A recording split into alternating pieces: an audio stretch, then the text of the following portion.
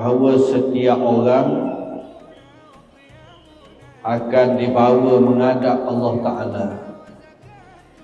Setiap orang bila bangkit pada hari kiamat dibawa menghadap Allah Ta'ala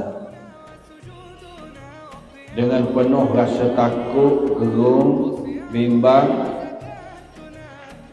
kerana akan bertemu dengan Allah dan berkata-kata dengan Allah. Tak ada penterjemah, tak ada orang tengok, cakap langsung dengan Tuhan. Tujuannya kerana Tuhan nak tanya kita semua amalan yang kita lakukan atas dunia. Bila kita dibawa menghadap Allah Ta'ala, kita akan tengok belah kanan. Jika ada amalan yang soleh yang kita buat, kita akan tengok amalan-amalan yang baik kita belah kanan.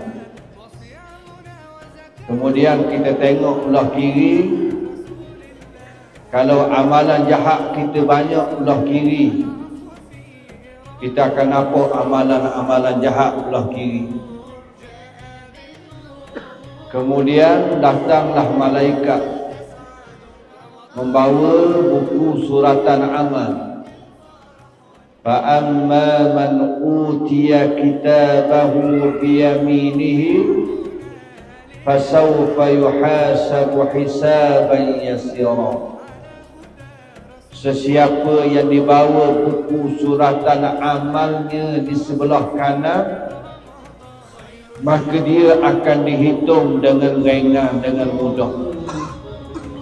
Wa amma man utiya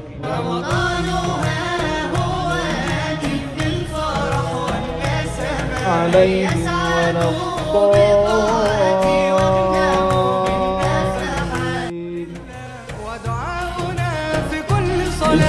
العفو في رمضان خير الشهور جاء بالنور بشرى لنا فلتسعد رمضان